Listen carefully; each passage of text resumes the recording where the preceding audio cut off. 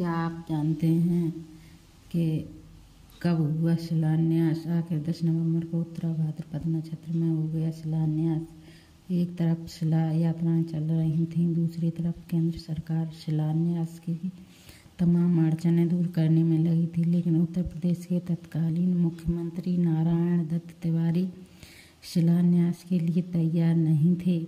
वे नारायण दत्त तिवारी जिन्होंने इमरजेंसी के दौरान संजय गांधी को खुशामद की थी, वे ही अब राजीव गांधी का शिलान्यास प्रस्ताव मानने को तैयार नहीं थे। प्रधानमंत्री ने तिवारी को मनाने के लिए 8 नवंबर को गृह मंत्री बूटा सिंह को लखनऊ भेजा।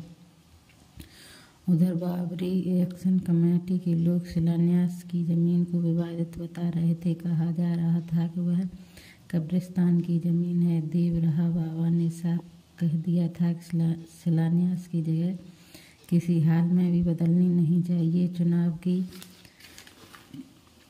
घोषणा पहले ही हो चुकी थी। शिलान्यास कार्यक्रम से आह्लादित प्रधानमंत्री ने मार्च में होने वाले चुनाव नवंबर के आखिरी में ही तय करवा दिए थे। तिवारी के हट के लिए कोई जगह बची नहीं थी। आखिरकार सरकार ने हलफनामा दिया और तय हुआ कि फैजाबाद के जिलाधिकारी शिलान्यास वाली जमीन को गैर विवादित घोषित करेंगे। आखिर 10 नवंबर को 1:40 पर उत्तरा भाद्रपद नक्षत्र में शिलान्यास हो गया। बिहार के एक व्यक्ति कामेश्वर चौपाल के हाथों पहली शिला रखी गई। यह पहली शिला 56 यज्ञों की भस्मों से बनी थी। गुरु ग्रंथ साहब की अरदास, जैन बौद्ध प्रार्थनाओं और मंदिर यही बनाएंगे। ये उद्देश्य के साथ नींव में अष्ट धातु से बने सर्प डाले गए। पहली शिला रखने के बाद नींव में दिगंबर अखाड़े में पूजित 5 शिलाएं महंत रामचंद्र परमहंस ने रखी।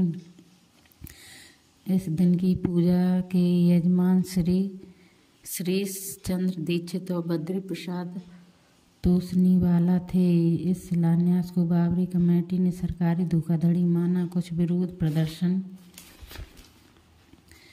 हुए, मार्च निकाले गए, गिरफ्तारियां हुई। बाद में उलेमाओं और बाबरी मस्जिद संघर्ष समिति ने नेताओं ने कहा कि मस्जिद सुरक्षित है और शिलान्यास कब्रिस्तान पर हुआ है, इसलिए कुर्बानियों की जरूरत नहीं है।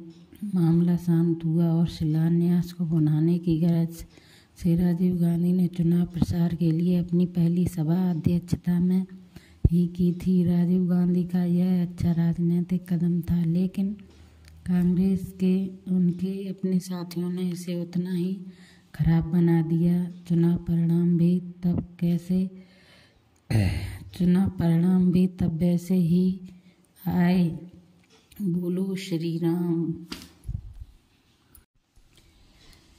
अयोध्या में चप्पे पर छावनियां हैं। हर गली और मोड़ पर कहीं गढ़ी, कहीं किला और कहीं कोर्ट की ओर जाने वाले रास्ते दिखाई देंगे। अखाड़े तो सबने सुने ही हैं। छावनियों के राम नाम देखिए। मण रामदास जी की छावनी, तपसी जी की छावनी, नरसिंह दास जी की छावनी और यहाँ तक कि गोस्वामी तुलसीदास जी की छावनी। खास बात यह है कि हर छावनी में आज केवल प्रभु श्री राम विविध रूपों में दर्शनीय। हनुमानगढ़ी तो प्रसिद्ध ही है। सरयू के किनारे ऊंचाई पर लक्ष्मण किला शान से खड़ा है और रामकोट के भीतर तो सारे ही प्रमुख तीर्थ सुरक्षित हैं।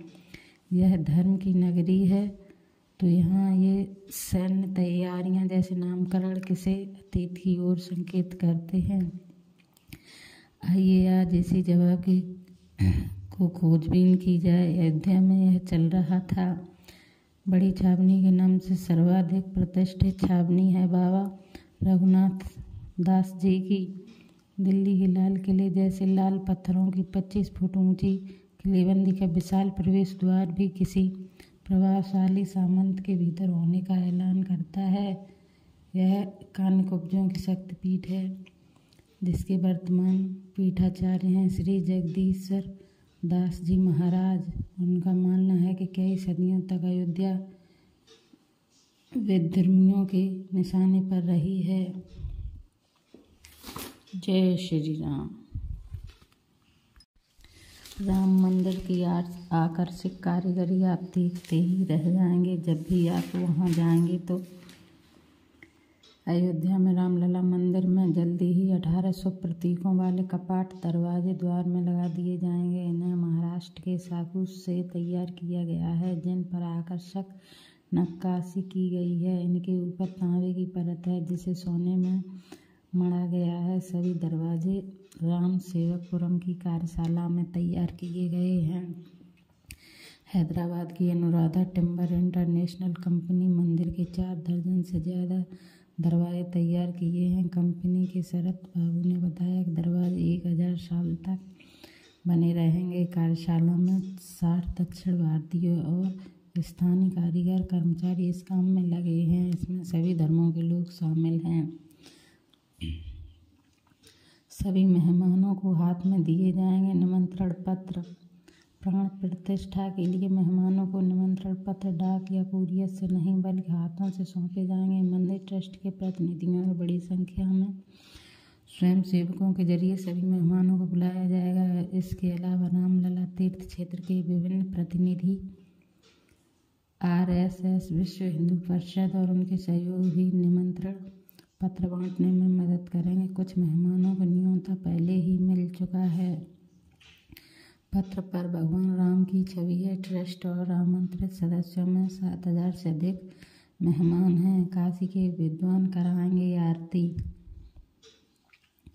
24 काशी में जिस भव्यता के साथ मां गंगा की आरती होती है, उसी तरह अयोध्या में सरयू आरती भी होगी। इसके लिए काशी से 2 विद्वान अयोध्या बुलाए जाएंगे। ये बातें पर्यटन संस्कृति मंत्री देवेश सिंह ने कही।